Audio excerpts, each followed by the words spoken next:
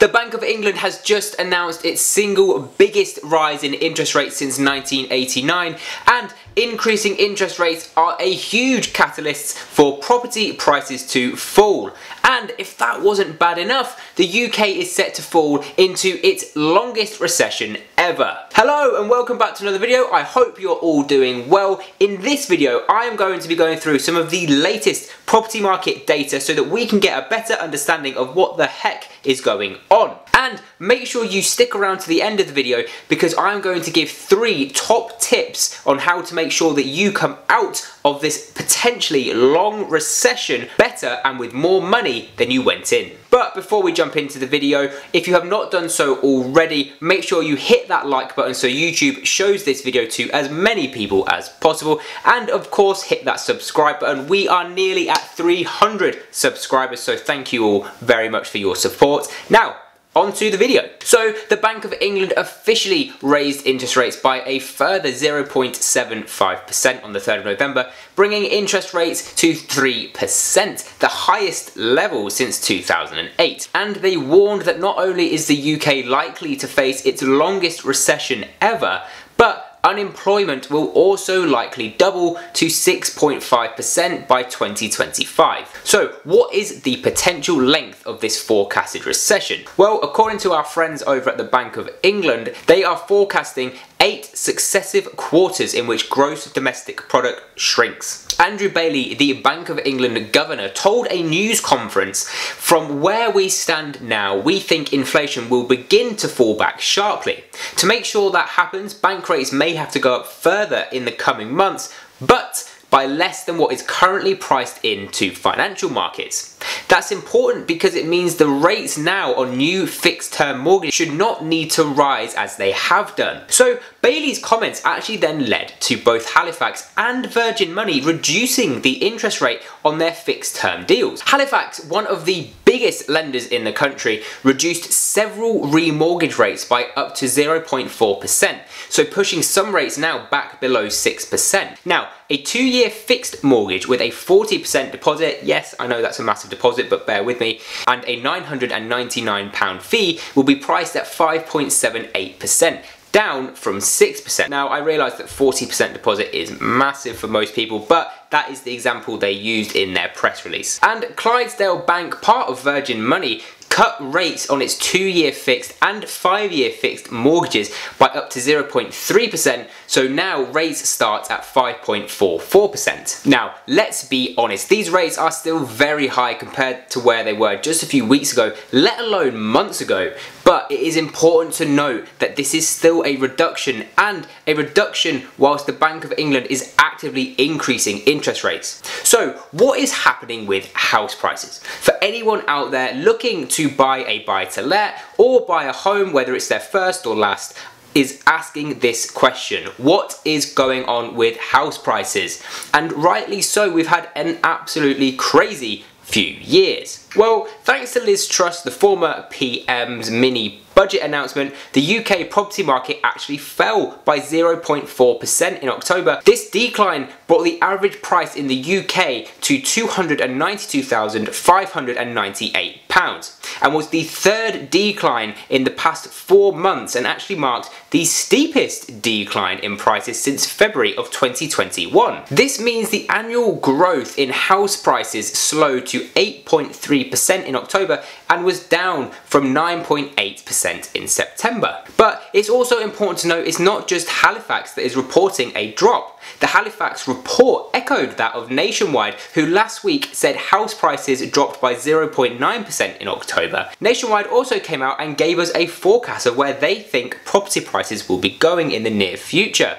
And their forecast is that prices will drop by 7% next year. We also have economists coming out and saying the price declines probably marked the start of a period of extended declines. So, to anyone out there hoping to buy, it may be possible to pick up property at a reduced price, but keep in mind that you'll be paying more in interest every month. So you have to make sure that if you are going to buy a property in the next, let's say, 6 to 12 months, it makes sense at higher interest rates. You need to stress test the property at, let's say, 8% interest rates instead of where they currently sit, which is at around 5 to 6%. And this doesn't just apply to those of you looking for a buy-to-let. If you're looking at making a personal home purchase, I think individuals or families that are looking at buying a property should stress test their income and ability to pay back the loan at higher interest rates than their fixed rate. It's a simple way to make sure that you don't over leverage yourself. Because let's be honest, interest rates are definitely going to continue going up, probably until the middle at least of next year. So let's say house prices crash. What happens then? Because like me, you probably hear a lot of people saying, oh, I can't wait for prices to fall because then I can buy. But is it really that easy? Well, as with most things in property and investing, the answer is both yes and no. If you are a cash buyer with a large deposit, the chances are you'll be able to buy the property without too much trouble. If, on the other hand, you're a first-time buyer who wants to put down 5%, the chances of you getting a mortgage is gonna be slim. This because when markets crash, lending tightens and large deposits are required by banks and building societies because they need to hedge their risk a little bit more. So if we move ahead with the assumption that property prices are going to fall and the UK is going to enter its longest recession ever, then what should we all be doing to get through and come out the other side better off than we went in? Well, here are 3 top tips to help. Number 1, increase your income. On average, millionaires have at least 7 streams of income, and these income streams are normally diversified across multiple sectors of the economy, so that if one area of the economy does crash or fall or go into a decline, they have multiple other streams that will not be impacted. It's a way of de-risking. Much like investing in a large batch of stocks like an index fund, it spreads your risk out across multiple areas and sectors and industries. During times of economic hardship, increasing your income really is one of the best things that you can do. It'll enable you to build up a cash buffer to cover any unexpected expenses, or if you lose your job, or if you own a business and you don't lose your job, or unemployed and don't lose your job, you'll be able to invest the free cash that you built up and buy stocks and property at a massively reduced price. Tip number 2 is to reduce your debt. In the UK, the average personal debt is £5,000, and this doesn't include student loans. If we do include student loans in that number, the average personal debt increases to £10,145 per household. Debt really is a terrible thing to have in good times, let alone bad times when it can completely ruin you. It slows you down and it prevents you from being able to do things like investing and starting a business. And when I say debt, I'm not referring to property debt.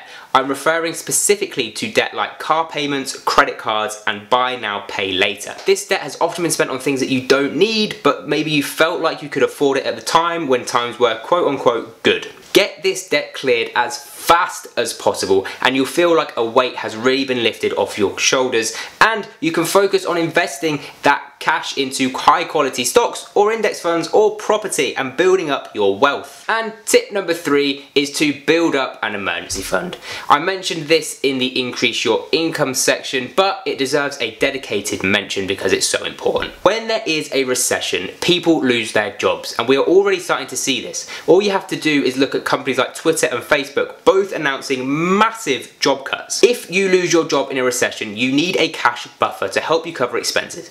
And if you don't lose your job and you make it out the other side unscathed, well, you have a nice pile of cash. It's a win-win. Now, a quick tip from me from an investing point of view. Keep investing. Now, this of course is not financial advice, but in my opinion, if you can't afford to buy a property, then invest on a consistent basis into something like the S&P 500. It's almost impossible to time the market, so why bother? Wealth is built over an accumulation of years and compound interest, so keep on investing as the years go by and you'll not go far wrong. So guys, that is it from me. I really hope you found this video useful. If you did, remember to hit that like button and of course hit the subscribe button. As I mentioned earlier in the video, we are fast approaching 300 subscribers, which is just amazing, and I really do appreciate all your support. So until next time, stay safe.